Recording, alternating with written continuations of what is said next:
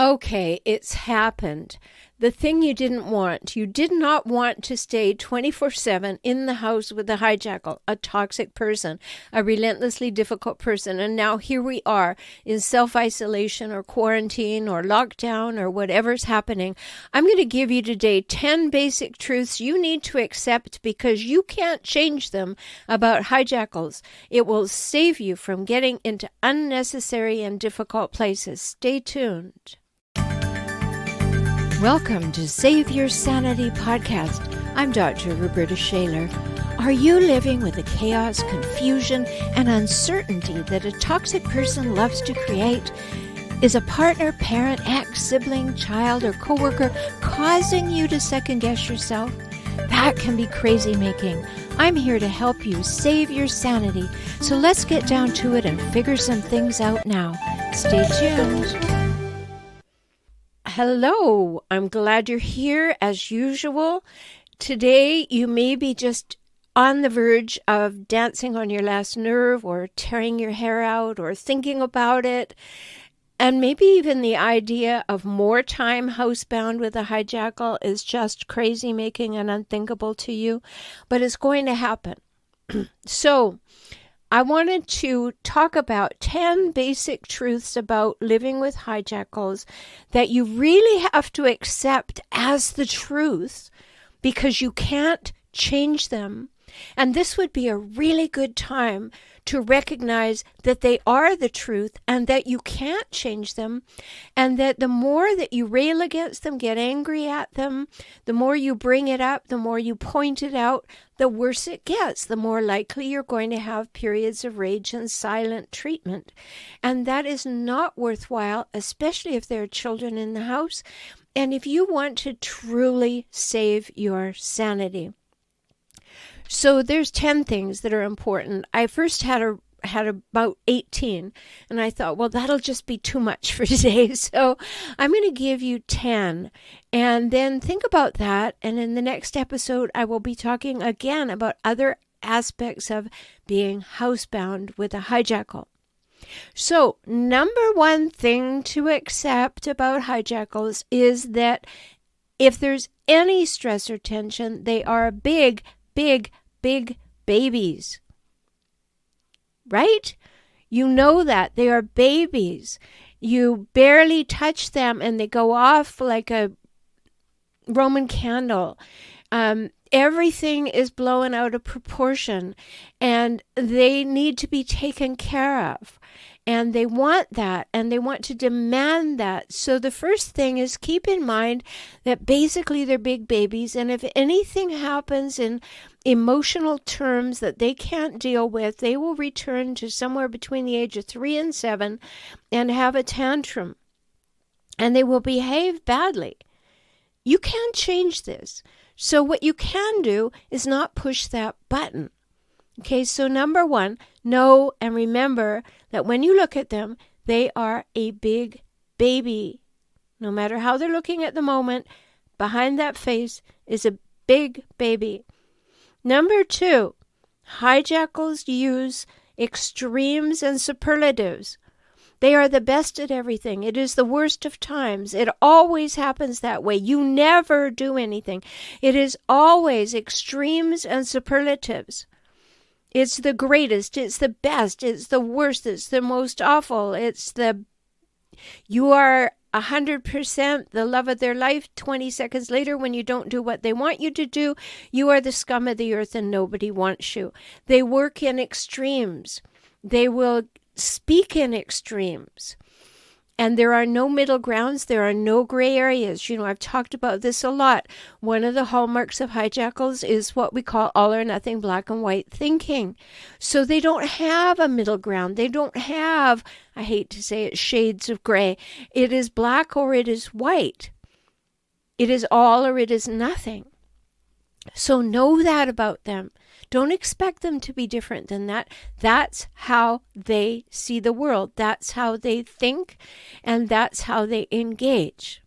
Okay, so they're big babies. They use extremes and superlatives. Number 3 is they must dominate. They must be on top of the pile. They must be winning. They must be right. They must have control of the situation, you, the narrative, whatever it is. So they must dominate, and they like to take up a lot of airtime. And when they take up a lot of airtime in a conversation, it's allaboutme.com, right? You know that. So if you use any of your precious energy to be sitting there rolling your eyes and thinking they should be different, don't. Take a breath and go, oh yeah, hijackal. Oh yes, that's one of the 10 basic truths that I have to accept. That's how they are. And it's crazy making to expect them to be different, right? So I'm all about helping you save your sanity, so don't expect them to be different. Big babies, extremes and superlatives, and they must dominate. They must win. Number 4, they will minimize you. They will dismiss, discount you. They will make you smaller. They will make you less than. They will tell you that what you want doesn't matter, what you think doesn't matter, what you feel doesn't matter, because they matter and you don't matter. So they're going to minimize you.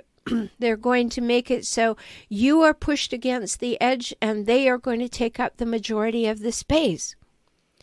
And if you're having difficulty, it's not going to be nearly as bad as what they're going through. And they're going to put you down and devalue you for having needs. This is a basic truth. There may be no other time than when you are 24/7 forced to be with these people that you will be able to truly see and comprehend that these are basic unchangeable truths.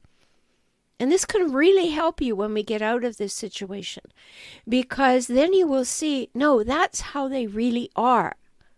And that will help you think your way through your next best steps. So big babies, extremes and superlatives, they have to dominate and they're going to minimize you. Number 5 is going to be them first.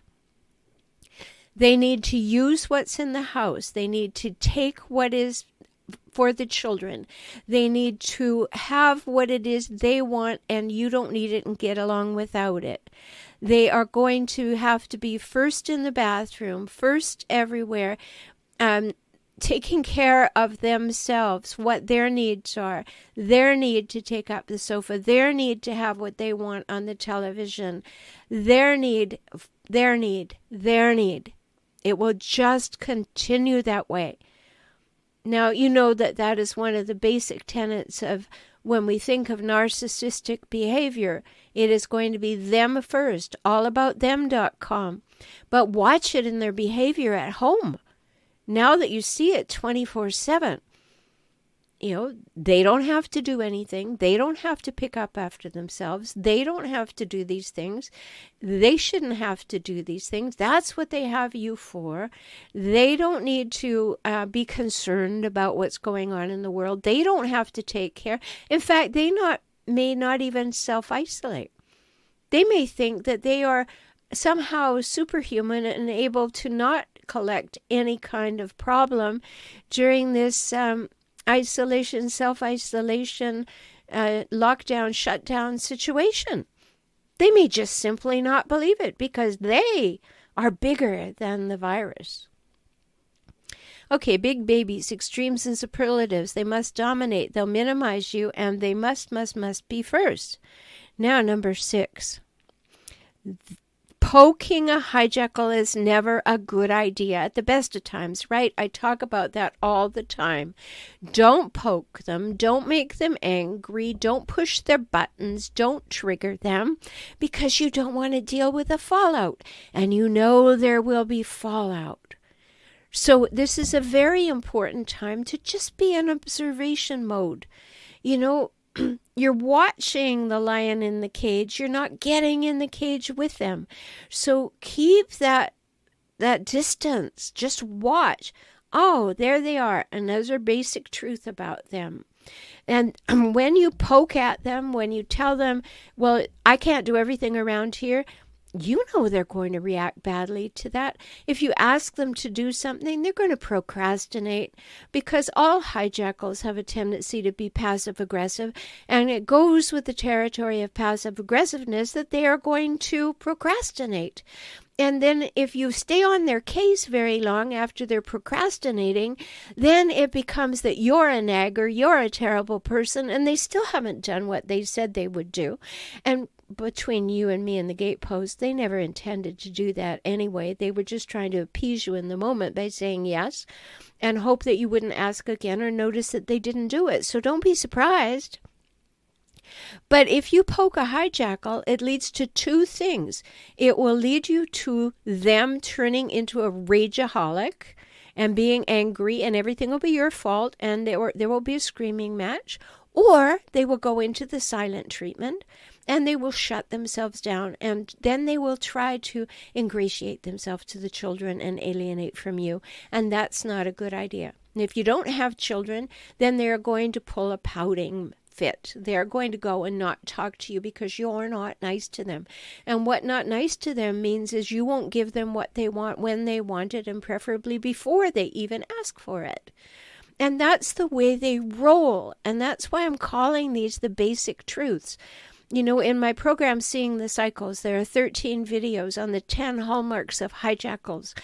This is another list because these are the ways they behave, especially if they get into a tension, anxiety-filled room that they don't want to be in 24/7. They don't like anybody telling them that they have to stay home. They don't like anyone telling them they can't go to work.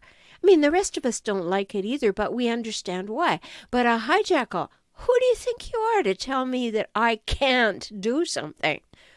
No, that gets really big in their minds right away, that someone else is trying to have control over them, and they're not having it. You know how they hate that. So number 6 is poking them is going to be the worst strategy now. This is not the time to try and solve problems. This is not the time to talk things through. This is not the time to do anything except keep your distance, stay calm, stay as neutral as possible, observe these 10 basic truths so that you really see that it's true, that they really do behave these ways. Store that in your memory so you can use it later when you're making decisions. So don't poke the hijackal. You don't want them to go into rage, and you don't want them to go into the silent treatment. Although, if we got to choose one or the other, oh yes, please go silent. That could be the best thing that ever happens. And if they do go silent, don't try and talk them out of it. Enjoy the silence. You know, people ask me all the time in my Facebook groups, well, what do I do when they're giving me the silent treatment? And I say, treat it as a blessing and enjoy it. Don't do anything. Just go about with your life. Do it your way. They're not going to talk to you, so that's fine. That can be a really wonderful experience. So number 7 on the 10 basic truths you can't change and must accept about hijackals. Expect limited to no help. They are going to be in anxiety, and they are going to need to rest, or they are going to have to do their own thing, or they need downtime. How do you expect me? Who do you think you are to expect me to do anything? It's not my job. I should be at work right now. And just expect that to happen. That if you start expecting them to help, or expecting to get things done, expecting them to take this wonderful opportunity that you usually don't have, or the time you usually don't have, in order to achieve things, they will get their back up and they will say no to you, and it will be a fight. And that is no good. You do not want to go in that direction.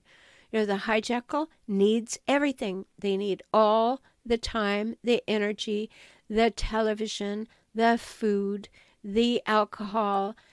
They don't want to be asked to do anything. And so they're not going to respond well to it. And I know it's not fair. It's not fair at all. Nobody said that anything about being with a hijackal would be fair. Right? I mean, we've all heard that life is not fair. But being with a hijackal, nothing is fair. And we have to understand that. So if you are housebound with a hijackal right now, don't expect help. Don't go into resentment because you're not getting it. Just pretend that there's only you to do things. And if you ask and there is a no or there is nothing happening, don't expect differently. I'm not suggesting that you don't ask. I'm just suggesting that you don't expect the answer to be yes or the behavior to be forthcoming. It's not going to be. So then number 8, this is for people with children. Remember this, hijackals are involved with their children when their children make them look good, or when being with the children can isolate them and have the children all to themselves so that you don't have them, and it's alienating.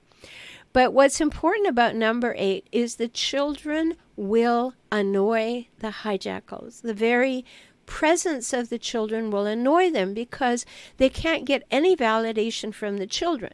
Yes, they like it when the children are behaving well and they tell them that they love them. The children tell the parent that they love them. Now remember, there's an equal number of male and female hijackals, so it's not about mommy or daddy. It could be either. And yes, they like it when the child likes them, but they don't like it when the child is difficult. They don't like the children when the children won't do exactly what they want or stay silent when they want them to. So, is this a basic truth? The hijackal will be annoyed by the children's very breathing unless they're being validated by the children, and you can't make that happen. It can only happen if the hijackal does lovely things for the children and the children are happy and they give the hijackal love and praise and attention. But don't expect the hijackal to think that, oh, this is wonderful, good quality time with my children. That is unlikely. Now, I'm just talking about hijackals here, but hijackals are not likely to be thinking that this is a wonderful time to spend with my family. How lucky could I be? They want to be out, because you've heard me say so many times that hijackals paint a public picture of perfection, while at home they're creating a private place of pain. So if you tell them they got to stay home all the time, the pain level's going to go up in all likelihood. Now, I'm just telling you all these things so you have a realistic expectation. I know, it sounds awful, can be awful, might be awful, maybe even will be awful. But I'm telling you these things so that you won't think that you've done anything terrible. This is how they're likely to behave. So they're big babies, extremes and superlatives. They have to dominate everything. They're going to minimize you. Everything is going to be them first. Don't poke them because they'll go to rage or silent treatment. Don't expect them to help much. It may be limited. They may not give you any help. And the children will annoy them. Number 9, do not, I know you're going to have scars on your tongue, but do not comment on their parenting. Do not. That will only turn up the tension, probably turn up the volume. Oh, so many things could happen if you comment on their parenting. Instead, when they do something that is poor parenting, that is hard on the children, or is wrong or alienating or shaming or blaming to the children, invite the children to do something with you. Tell them, oh, well, this would be a good time for us to do something. Distract them, get them away. Do not comment on the hijackal's parenting or lack of parenting skills. It will not help. It will only hinder, and it could blow things up. You know how little they like being told that they're not parenting well at any point. None of us do.